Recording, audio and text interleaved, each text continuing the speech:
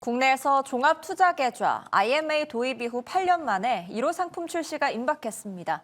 내일 정례회의에서 금융위원회가 한국투자증권과 미래에셋증권에 대한 IMA 사업권을 승인할 걸로 예상되는데요. 자세한 내용 스튜디오의 취재기자와 함께 짚어보도록 하겠습니다. 조문경 기자 어서 오십시오. 안녕하세요. 네, 반갑습니다.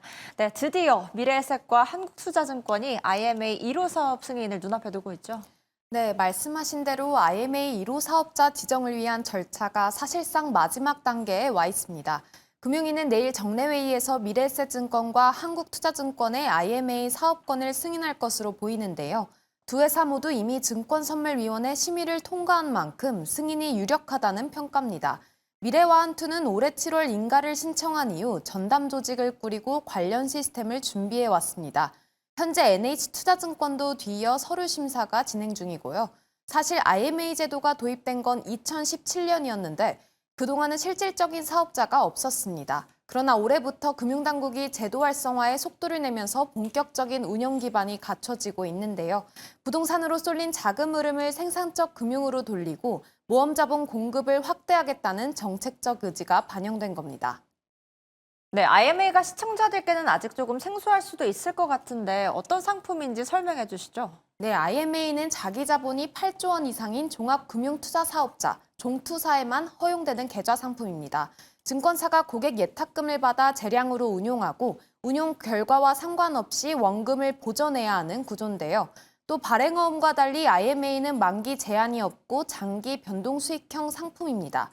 고객 자산의 70% 이상을 회사채와 PF 등 기업 금융 자산에 투자해야 하고 부동산 비중은 10% 이내로 제한됩니다. 주식도 일부 편입할 수는 있지만 원금 보전 의무가 있는 만큼 변동성이 큰 개별 종목 대신 주가 연계증권, 즉 ELS 등 구조화 상품 형태로 담는 방식이 유력합니다. 금융당국이 IMA 상품 가이드라인에 따르면 중수익 일반형 상품은 연 5에서 6%, 고수익 투자형 상품은 연 6에서 8%의 수익률을 목표로 하고 있는데요. 쉽게 말해서 투자자 입장에서는 원금을 보전받으면서도 연 5에서 8%의 수익을 기대할 수 있는 상품이 나오는 겁니다. 네, 투자자 입장에서는 매력적인 상품으로 느껴질 수밖에 없겠습니다. 그런데 증권사 입장에서 굉장히 큰 변화가 있다고요? 네, 맞습니다. IMA가 도입되면 증권사가 자기 자본의 최대 300%까지 자금을 조달할 수 있는데요. 기존 발행어음의 200%보다 훨씬 높은 수준입니다. 이렇게 되면 기업금융과 인수금융, 또 대체투자처럼 대규모 자금이 필요한 분야에서 운용 여력이 크게 높아지는데요. 한국투자증권과 미래에셋증권은 각각 12조 원, 또 10조 원대 자기 자본을 보유하고 있어서 IMA 인가가 날 경우 최대 30조 원대 운용 여력이 생기게 됩니다. 이 정도 규모면 브릿지론 같은 단기 대출이나 대형 구조화 금융딜에서 중소형 증권사보다 훨씬 유리한 위치에 서게 되는데요. 결국 자본 규모가 곧 딜 수행 능력으로 이어지는 구조가 강화되는 겁니다. 이런 구조에서는 자기 자본이 큰 회사일수록 대형 거래에서 확실한 우위를 갖게 됩니다. 네, 증권사들의 운용력 확대가 장점이지만 레버리지가 커지는 만큼 위험도 좀 증가할 것 같은데요. 네, 그 부분이 금융당국이 가장 강조하는 대목입니다. 기업금융과 대체투자는 경기 영향이 크고 프로젝트 리스크도 높은데 심사나 사후 관리가 느슨해지면 부실이 생길 수 있습니다. 그만큼 증권사 내부 통제가 더욱 중요해지는 건데요. 또 IMA는 원금 지급 의무가 증권사에 있기 때문에 운용 실패 시 증권사가 자기 자본으로 메꿔야 합니다. 이로 인해 재무 건전성이 악화하면 소비자도 영향을 받을 수밖에 없습니다. 그래서 금융당국은 종투사를 중심으로 내부 통제와 리스크 관리 강화 의무를 거듭 당부하고 있습니다.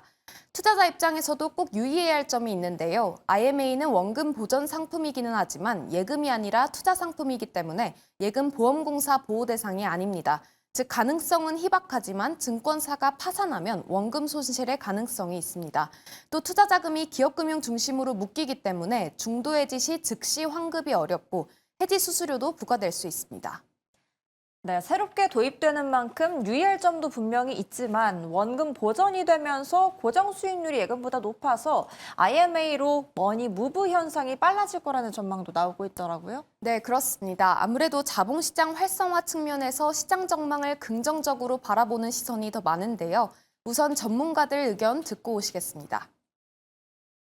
투자자 입장에서는 이제 예금 금리보다 훨씬 높은 수준의 고정 수익률을 제공하기 때문에 투자자 측면에서는 재산 형성에 매력적이고요. 조달한 돈을 가지고 저희가 모험 자본의 일정 수준 이상 투자를 해야 되기 때문에 자본시장 생태계에서 지금 비어있는 혁신 벤처기업이라든지 아니면 AI 인프라 투자 이런 곳에 상당한 모험 자본이 공급될 걸로 기대가 돼서 궁극적으로는 이 경제 성장률 제고에 의미 있는 기여를 할 걸로 전망을 합니다. 종투사들의 신용에 의존하는 그런 상품이라고 볼 수 있거든요. 따라서 일반 은행 예금보다는 조금 더 높은 금리, 수익률이 적용될 가능성이 높아 보이고요. 특히 제도 도입 초기에는 상대적으로 이제 유리한 수익률이 제시될 가능성이 높다고 예상해 볼 수가 있습니다. 처음부터 폭발적으로 증가하는 그런 모습을 보이기보다는 원만하게 꾸준하게 그 스탁고가 증가하는 이런 모습으로 진행될 가능성이 높다고 전망해 볼 수가 있죠. 일본의 랩업 카운트 사례를 봐도 이런 흐름을 확인할 수 있습니다. 일본에서는 개인과 법인 자금이 예금에서 투자형 자산으로 빠르게 이동하면서 잔액이 3년 만에 약 10조 엔 가까이 급증했는데요. 제도 구조는 다르지만 예금성 자금이 자본시장으로 이동했다는 점에서 IMA 도입 이후 한국에서도 비슷한 변화가 나타날 수 있다는 관측이 나옵니다. 또 종투사는 IMA와 발행어음 조달액 중 25%를 의무적으로 중소벤처기업, 또 벤처캐피털 등 모험 자본에 투자해야 합니다. 이 비중은 2028년까지 더 확대되기 때문에 기업 대출과 회사채 시장에도 상당한 자금 유입이 기대되는 상황입니다. 네, IMA 1호 사업자 승인이 임박한 만큼 내년에는 관련 상품 출시도 속도를 낼 걸로 보입니다. 기대 효과와 위험 요소가 공존하는 만큼 무엇보다 중요한 건 위험 관리인데요. 새로운 제도가 자본시장의 변화를 어떻게 이끌어낼지 지켜보겠습니다. 조 기자 잘 들었습니다. 고맙습니다.